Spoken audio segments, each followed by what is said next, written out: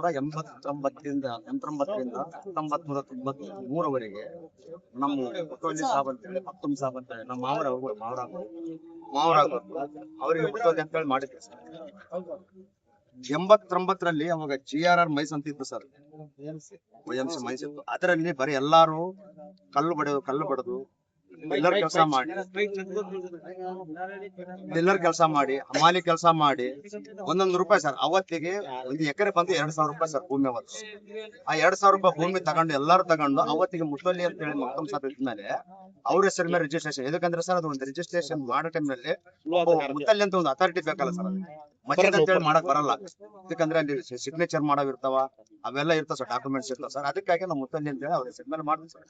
93ರಿಂದ ಹಿಡಿದು ಮೊನ್ನೆ 2020ವರೆಗೂ ಕೂಡ ಅವರು ಮಜೀದ್ ವಾಲಾ ಅಂತ ಹೇಳ್ಕೊಂತ ಬಂದ್ರು ಸರ್. ಇವತ್ತಿನವರೆಗೂ ಯಾವಾಗ KRDB 40 ಲಕ್ಷ ಅಂತ ಹೇಳಿ ಎಕರೆ ಮೊನ್ನೆ ಫಿಕ್ಸ್ ಆಯ್ತು ದುಡ್ಡು. ಅವಾಗ 1,60,00,000 ಯಾವಾಗ ಬಂತು, ಅವಾಗ ಇದು ನಾವು ದುಡಿದ್ರದ್ದು ಆಸ್ತಿ. ಇದು ಅಂದ್ರೆ ಮೊಮ್ಮಕ್ಕಳು ಅವ್ರ ಮಕ್ಕಳೆಲ್ಲರೂ ನಮ್ಮಪ್ಪ ದುಡ್ದಿತ್ತು. ಹೌದು, ನಿಮ್ಮಪ್ಪ ದುಡ್ದಲ್ಲಪ್ಪ. ಅವತ್ತಿಗೆ ನಿಮ್ಮ ಮಕ್ತುಮ್ ಸಾಬ್ ಮುತ್ತಲ್ಲಿದ್ದಾಗ ಚಂದ ಊರಾಗ ಚಂದ ವಸೂಲ್ ಮಾಡಿದ್ರು. ಮತ್ತೆ ಬಳ್ಳಾರಿಯವರು ಕೂಡ ಮಾಡ್ಯಾರ ನಮ್ಗೆ ಚಂದ. ಆಮೇಲೆ ಗೋವಾದಾಗ ನಮ್ಮೂರ್ ಹೋಗಿ ಅಲ್ಲಿ ಗುಜರಿ ಕೆಲಸ ಮಾಡ್ಕಂತ ಅಲ್ಲಿ ಕೂಡ ಸ್ಕ್ರಾಪ್ ಕೆಲಸ ಮಾಡ್ತಾರೆ. ಅಲ್ಲಿ ಹೋಗಿ ಚಂದ ವಸೂಲ್ ಮಾಡ್ಕೊಂಡ್ ಬಂದಿವಿ. ಅವರು ದುಡ್ಡು ಕೊಟ್ಟಿದ್ದು ಅವರು ಕೂಡ ಸಾಕ್ಷಿಗಳು ಇದಾರ.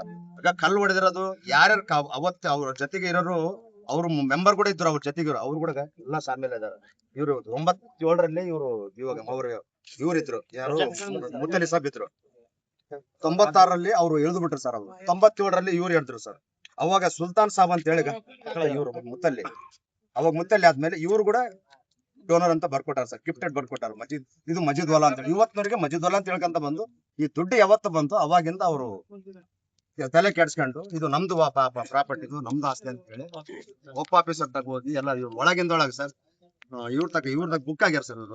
ಅವ್ರು ಎಂತಾರ ಅವರು, ನಾವು 60 ಲಕ್ಷ ಖರ್ಚು ಮಾಡಿವಿ, ನಾವು ಎಲ್ಲ ಡಿಪಾರ್ಟ್ಮೆಂಟ್ ದುಡ್ಡು ಕೊಟ್ಬಿಟ್ಟಿವಿ, ನಾವು ಎಲ್ಲರಿಗೆ ಚೆಕ್ಗಳು ಕೊಟ್ಟಿವಿ ಅಂತ ಹೇಳಿ 60 ಲಕ್ಷ ನಮಗೆ ನಾವು ತಕ್ಕಂತೀವಿ, ಒಂದ್ 50 ಲಕ್ಷ ನಮ್ಗೆ ಎಕ್ಸ್ಟ್ರಾ ಕೊಡ್ರಿ, 50 ಲಕ್ಷ ನೀವು ತಗೊಳ್ರಿ ಅಂತ ನಮಗೆ ಕೇಳಿದ್ರು. ಇದು ದೇವ್ರದ ಆಸ್ತಿ, ಇದು ದೇವ್ರದ ಆಸ್ತಿ. ಅವತ್ತಿಗೆ ಬಡ ಜನಗಳೆಲ್ಲ ತಗೊಂಡು ಮಾಡ್ಯಾರ. ಒಂದ್ ಕೆಲಸ ಮಾಡ್ರಿ, ಇಲ್ಲದ್ರೆ ಮನೆಗೆ 10 ರೂಪಾಯಿ ಕೊಟ್ಬಿಡ್ರಿ, ಸುಮ್ನೆ ಯಾಕೆ ಟೆನ್ಷನ್ ಅಂತ ನಾವು ಅಲ್ಲಿ ಅಂದ್ವಿ. ಊರ್ದು ಅಂತ ಹೇಳಿ ನಮ್ಗೆ ದುಡ್ಡು ಬೇಕಾಗಿಲ್ಲ ಸರ್, ನಮ್ದು ಮಜೀದ್ ವಾಲಾ ನಮ್ ಮಜೀದೇ ಸೇರ್ಬೇಕು, ದೇವ್ರದ್ ವಾಲಾ ದೇವ್ರ ದೇವರಿಗೆ ಸರ್.